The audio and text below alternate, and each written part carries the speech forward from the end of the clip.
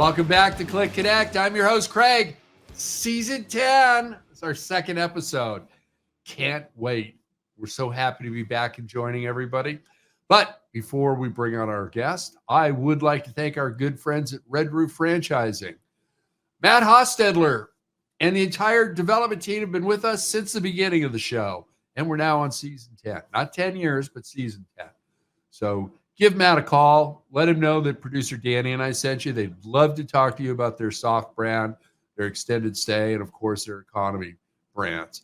Great company. They're doing a lot of really good things right now and can help you. So again, give Matthew a call. Let him know that we sent you. They'd love to hear from you.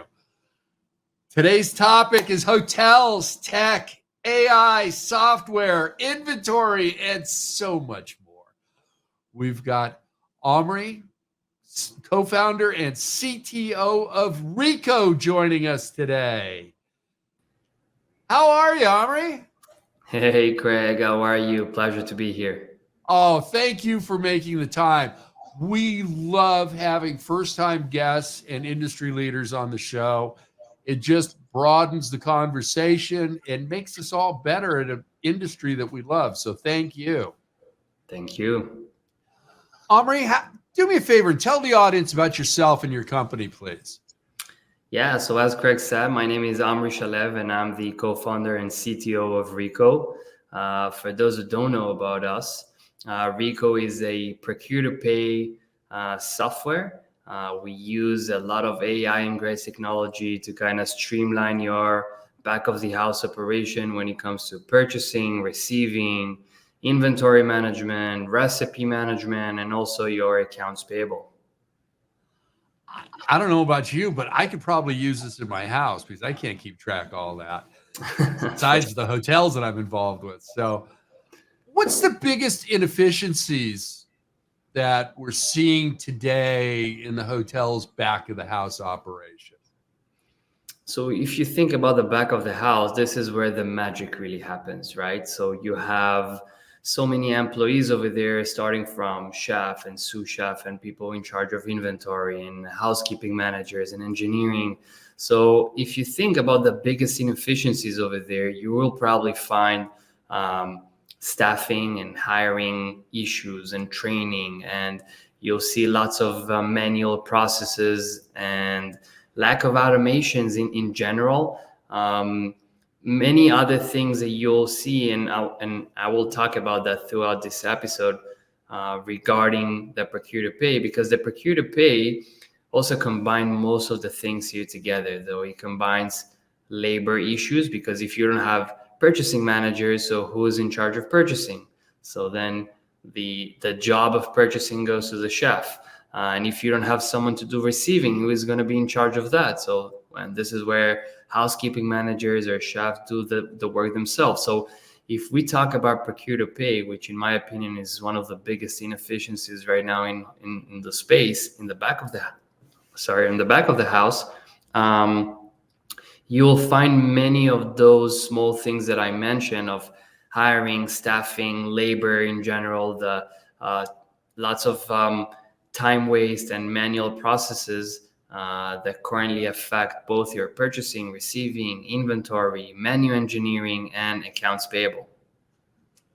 I'm loving this because it's not just the hotel. If you've got an F&B component, every boutique hotel, full service hotel, destination resort, you can take advantage of this, and it's a time-saving, money-saving fact that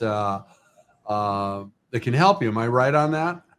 You're right. And it's not only for the full service and food and beverage. We're talking here about, for example, accounts payable. I can see before Rico, many hotels, the GM are doing GL coding just because they're short on controllers and things like this. You see a GM sitting down in front of an invoice, and for 7 to 10 minutes per invoice, they just do coding and inputting that into accounting software. So there are greater range of properties that we tackle, full service, select, some with food and beverage outlets, and just in general, those processes are very manual. And if you could save the GM an hour or two, out of a 10-hour day. Okay. Uh, that amount of time with these systems, they can actually get back to the business of being a general manager. 100%. So I think that one of the questions that always come to us is, how do you show the ROI that what I pay you is actually I get something back? And I'll be very honest.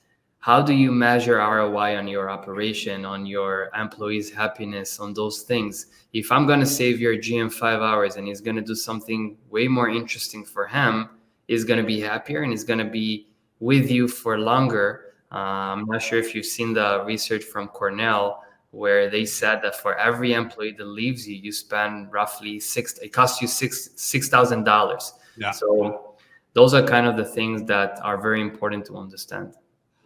I agree. And I always try and look for a silver lining. So I think right now is an opportune time to get into the hospitality sector, because you've got the ability to be self-motivated and be promoted quicker than at any other time because of software, because of people leaving, and numerous other reasons. So I'm really appreciating what you have to say. Why should hotels not be afraid of technology? Tips, implementing software, cross departments, properties. Do me a favor and delve into that for the audience, if you would, please, Omri. Yeah, so I think let's tackle a little bit why they are afraid right now of technology and what makes them kind of now want to move forward with something newer and better. So if you think about it, you have a customer and a user. So you have the customer. Usually we work with big management groups that they are in charge of the operation, of saving money, making sure that the bottom line looks better. And you also have the users. The user can be the chef or the housekeeping manager or the engineering. So you need to make sure that not only your customer is happy, but also your user. And in many cases, what we see is that those users are afraid of changes. They're not a big fan of using computers, because this is not what they signed for. They want to do more things in the kitchen or in their rooms. So those are the kind of things that make them scared. They are afraid that this AI thing that everyone is talking about right now will replace them. And they want to have some sort of guarantee in their workplace that they're safe. So those are the main reasons that we see today. Also, that they're being scared away from other software that they promised them something, and instead of 1 week of easy onboarding, it took them a year or so. So they have this notion that every company's onboarding is the same, or every software is the same, and it just takes ages. And instead of them looking at it as a nice project, it feels more like a burden to them. It does. I mean, unfortunately, you've got a lot of different silos. You've got your reservation system, you've got your property management system, your point of sales, everything else. How easy is this integration? Yeah, so I think this responsibility really falls on the customer, not the user, to make sure that they bring good technology in the property, something that is simple and friendly. Ask themselves, would I use this technology in my house? Would I order, for example, if we're talking about purchasing here, would I purchase my groceries through this app or not? I can promise you in 99% of the cases, you would not use that technology in your house. And that's the problem, because you bring something that it's not easy and fun to use, and you expect your employees to use something that you don't even use or you wouldn't like to use. So you need to make sure that it's friendly. You need to make sure that the onboarding team and the customer success team on the company that you bring is good enough to make sure that the training that you're going to invest in your teams is going to be very kind of educational, but also very professional. So they don't feel like they're being thrown with, this is the technology, you have to use it just because the management said, and that's it. So this is one couple great kind of tips when a management company brings a new software. But also, I think in general, you need to explain the added value to the user and make it feel like it's a nice project that people appreciate, and not something that, hey, you have to use it. Because if you think about it, as an employee, you would love to have challenges, because challenges, this is what make us grow and become more successful and make our entire kind of work more fulfilling. And I think that if you explain that to your people, they see it as something like a bonus for them to learn something new in their career, and not just on transient software that you're going to use now, and in a couple of months you're going to replace it with something different. I think you're making some really good points here, but unlike any other time in history, we've got roughly 5 different generations all in the same workplace. And it's not just the boomers that have issues with some of the technology, it's some of the other generations as well. So alleviating those fears is I think also a critical part of the engagement and the challenge.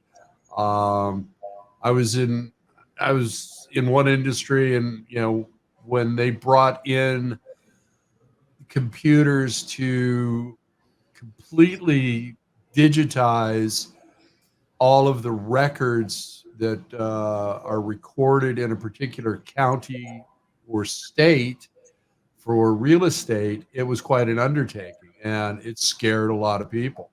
But I loved it. I mean, what took me a day to research records now took me minutes. So, it was a great thing. How is AI going to change the hospitality industry? We're hearing a lot. I can't pick up an industry publication or see something that doesn't say that, AI is doing this, doing that. How's it going to change hospitality? When is it really going to arrive, and what kind of trends are you seeing?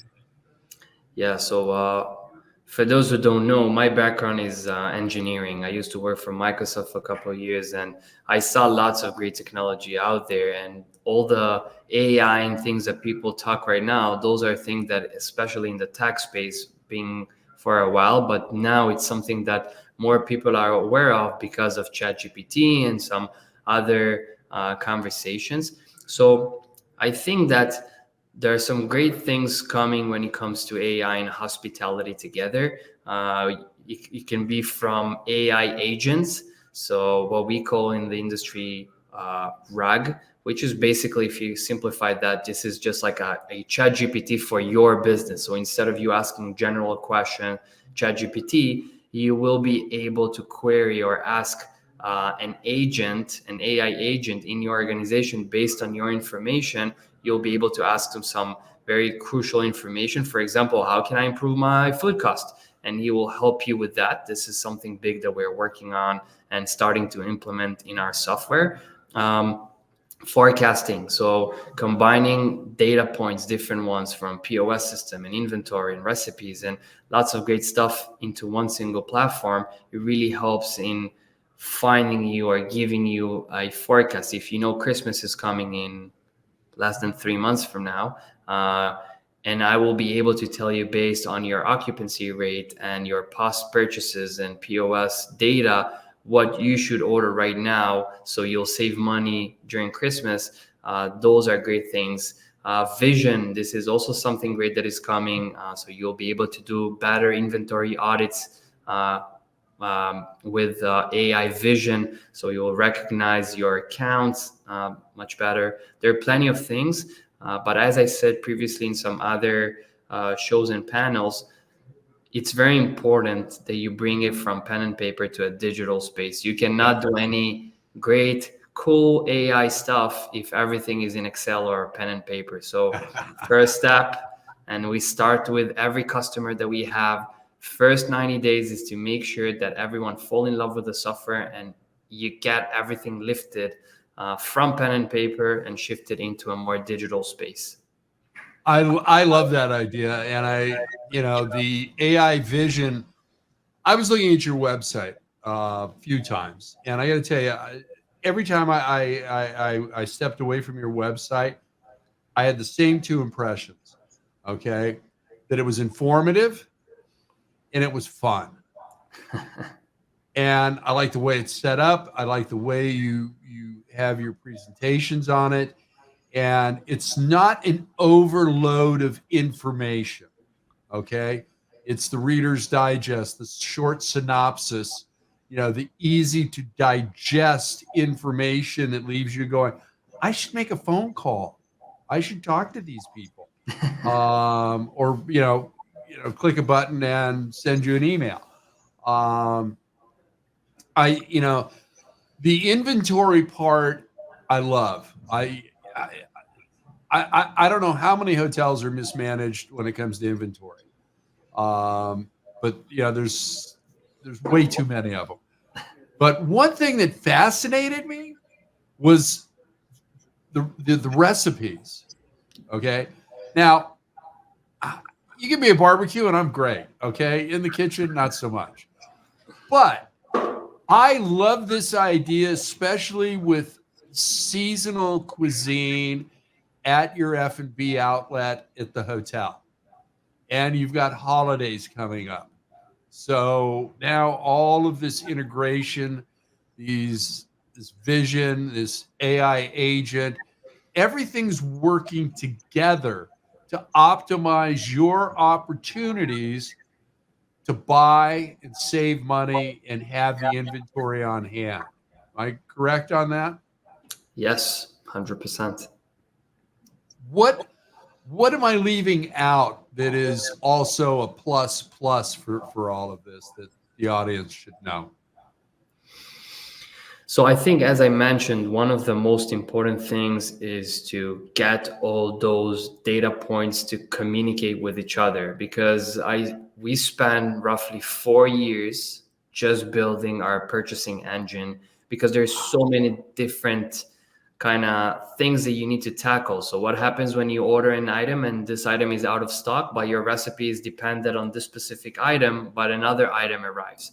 What happens when you order a delivery and then out of your delivery, there is separate delivery because it comes from a different warehouse? How do you collect that information? Credits, and there's so many things related to purchasing. So we invested 4 years just building this with some of the best VP food and beverage we found in the industry, coming from many great management companies. And once you have that data source, you can start connect that with different modules that we have. So with inventory, with recipes, with AP. So I think the biggest takeaway that everyone should understand is that AI is here, and there are great things that we are working on and already implementing in our system. But as I said, the most important thing is to make sure that you're not working with pen and paper, you're not working with Excels. You need to have everything centralized, and that's the best way for you to start seeing those savings and streamlined operation. There we go. One more question before we move into our 2-minute lightning round. Brand approvals. Are you approved with all the brands or some of the brands? What's the situation there? So the beautiful part with the procure to pay space is that currently, unlike, for example, PMS or POS system that you need to get your brand approved for that, with the procure to pay, you don't have any privacy on tomatoes, and you don't need to have, that was good. Here, wait a minute. I got to give you a rim shot on that one. and cucumbers don't need to pay your bills. So we are not touching any guest information or anything like this. Okay. So you don't need to be. We work with management companies. They have Hilton, they have Marriott, they have different brands in their portfolio, and we have no problem working with every single one of them. Perfect. Okay, my friend, it's time for the lightning round. Producer Danny's going to put 2 minutes on the clock. Word association starting now. Favorite sport? Soccer. Corvette or Porsche? Porsche. Nice. Movie or concert? Concert. Remote working? No way. Social media? Waste of time. Favorite band, group, duo, or solo artist? Oof, I have many. Mana. Mana. Okay. It's a Mexican band, really good Yeah. one. Nice. Streaming or cable?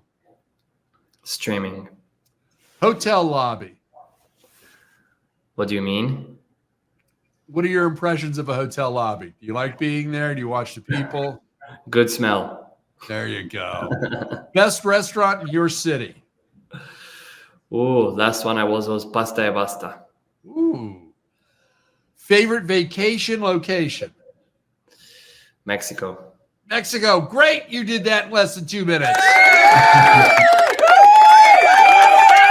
There we go. Omri, thank you so much for joining us today. Love to have you back. Let's get into a further discussion. How can people get a hold of you, and how can they contact your company and hopefully get you guys engaged? Very easily, just go on rico.io, leave your details over there, and you'll see a demo. Perfect. Thank you, my friend. We enjoyed having you here today. Thank you, Craig. It was a pleasure. Bye. That's it. Another great guest. The season 10 has just started off great. Love these past two guests. This is going to be a great season for us. And I would like to thank our good friends over at Red Roof Franchising. Get a hold of Matt Hostetler over there. They'd love to talk to you about becoming a franchisee. They've got, their soft brand for you people in the boutique sector. You need a res system, talk to Matt. Extended stay. Their extended stay product is doing great. And also, they've got their economy brands that they are well known for. So give Matt a call. Let him know that producer Danny and I sent you. They'd love to hear from you. CLIC Live from the Lodging Conference. I'm going to be there doing some interviews, so come see me. Let's sit down and talk and do an interview during the Lodging Conference. Also during the Lodging Conference, Glenn Hausman and I will be doing a very special edition on Monday, October 7th, of Friday Night Audit. So come be on the show, join the audience, join the fun, join us. And then on Thursday, Glenn and I will take a look back and our impressions and recap of the Lodging Conference on 3 Minute Thursdays. So you can join us there. That's the show. Two guys like to talk way too much, and we never do it in less than 3 minutes. So I have a feeling this is going to be a long episode. Also, March 5th and 6th, 2025, the 8th Annual California Lodging Investment Conference. Come join us. We've got a new location. We're at the Westin in Long Beach. We will be running a Lodging Conference special. Use discount code TLC. And that will start on October 1st, and that will end on the 13th. Then it'll be our early bird special. So prices will never be lower than what they will be the first 13 days of October. And you can register at CLIconference.com. We're looking forward to this 8th annual event. So join us. Come learn about the California hotel market. Also, if you want to be a sponsor, you want to be a production partner, you want to run an ad on the show, you want to be on the show, DM producer Danny or myself. We'd love to have you. We'd love to have a conversation with you. So make sure that you go to our YouTube channel and subscribe and follow us on all the other social media platforms. And as I'm fond of saying, be kind, share your knowledge. Now go be amazing.